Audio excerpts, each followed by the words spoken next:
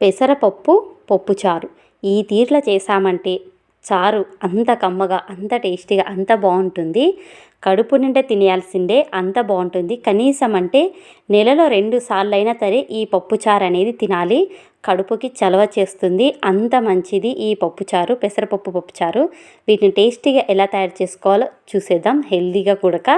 అలాగే ఈ పెసరపప్పుని, 1 కప్పు పెసరపప్పుని తీసుకొని కుక్కర్లో వేసేసుకొని, ఇక్కడ ఒక 4 టమాటోస్ని నేను డైరెక్ట్ కుక్కర్లోనే వేసేస్తున్నాను. వీటిని ఒక్కసారి కడిగేసుకున్న తర్వాతకి టమాటో పళ్ళని ఇలా చూపిస్తున్న విధంగా ఒక ముక్క 2 ముక్కలు ఇలా కట్ చేసేసుకున్నామంటే పూర్తి బ్యాళ్ళు మెదిగేసరికల్లా మనకి పూర్తిగా మెదిగిపోతాయి టమాటోలు కూడా. ఒక చెంచాడు పసుపు కూడా వేసేసుకొని స్టవ్ మీద పెట్టి విజిల్ పెట్టేసిన తర్వాతకి 1-2 విజిల్స్ ఇచ్చినామంటే పెసరపప్పు తొందరగా ఉడికిపోతుంది. అలాగే ఇందులోకి ఒక చిన్న నిమ్మకాయ సైజ్ అంతా నేను ఇక్కడ చింతపండు అనేది నానబెట్టి పెట్టేసుకున్నాను. ఒక అర్ధగంట పాటు నానిందంటే చింతపండు అనేది బాగా నానిపోతుంది. ఇప్పుడు ఆవిరి పోయిందా లేదా చూసుకొని విజిల్ మూత తీసేసుకొని ఇలా చూపిస్తున్న విధంగా సాల్ట్ వేసి పప్పుని ఒక్కసారి బాగా వెనుపుకున్న తర్వాతకి నానబెట్టేసుకున్న చింతపండు గుజ్జును కూడా ఇందులోనే వేసేసుకొని పూర్తి మెత్తగా వెనిపేసుకున్న తర్వాతకి చారు చిక్కదనమా లేదా కొంచెం పతలాగనా అనేది చూసుకొని వాటర్ పోసేసుకుంటే సరిపోతుంది. ఈ చారుని మరీ పతలాగా కాకుండా, మరీ చిక్కగా కాకుండా ఒక మాదిరిగా వాటర్ పోసేసుకున్నాను.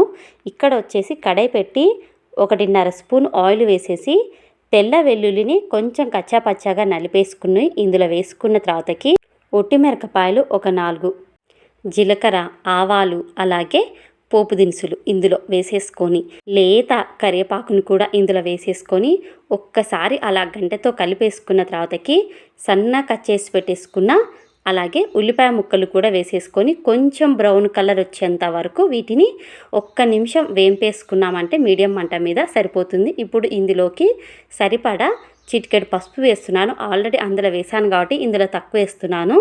సరిపడా కారం కూడా ఇందులో వేసేసుకొని వీటిని ఒకే 1 నిమిషము మాడకుండగా ఈ పచ్చివాసన పోయిన తర్వాతకి కారం అనేది వీటిని స్టవ్ తగ్గించేసుకొని ఇప్పుడు వెనికి పెట్టేసుకున్న పప్పుచారుని కూడా ఇందులో వేసేసుకొని టేస్ట్ అనేది చూసి ఉప్పు కారం అన్నీ కరెక్ట్గా సరిపోయినాయా లేదా అని చూసేసుకొని మరొకసారి సాల్ట్ వేస్తున్నా. నేను ఇక్కడ కొంచెం సాల్ట్ తక్కువైనందుకు ఈ చారు ఉడుకు పట్టేసరికి ఇక్కడ చూపిస్తున్న విధంగా కొత్తిమీర అనేది డైరెక్ట్ అలాగే వేయకుండా ఎప్పుడైనా సరే కొత్తిమీరని కొంచెం కచ్చా పచ్చాగా అనేది నూరుకోవాలి, మరి మెత్తగా నూరకుండా.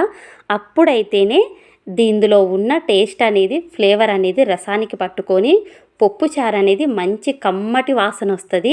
కొత్తిమీరని ఎప్పుడైనా సరే అలా కచ్చాపచ్చాగా అనేసుకొని ఇందులో వేసేసుకొని 5 నిమిషాల పాటు టైం పెట్టి ఈ పప్పుచారుని స్టవ్ మంట అనేది మరీ మీడియంలో పెట్టకుండా, మరీ హైలో పెట్టకుండా మధ్య రకంలో పెట్టుకొని బాగా 5 నిమిషాల పాటు ఈ చారుని బాగా ఉడకనిచ్చినామంటే కమ్మటి పప్పుచారు అనేది మనకు రెడీ అయిపోతుంది. పెసరపప్పు పప్పుచారు అనేది చాలా చాలా టేస్టీగా చాలా బాగుంటుందండి. పప్పుచారు కన్నా ఈ పప్పుచారు ఇంకా బాగుంటుంది. కనీసం అంటే నెలలో 1-2 సార్లన్నా తిన్నామంటే కడుపుకు ఎంతో చలవ చేస్తుంది. ఈ పప్పుచారుని హెల్దీ పప్పుచారు అని పేరు పెడితే దీనికి కరెక్ట్గా సరిపోతుంది. పెసరపప్పు చారు తినడం వల్ల ఫేస్లో గ్లో రావడం కానీ, పెసరపప్పు చాలా మంచిదండి. తినడం వల్ల చలవ చేస్తుంది పెసరపప్పు. ఇంతేనండి, మరొక వీడియోతో మళ్ళీ కలుసుకుందాం.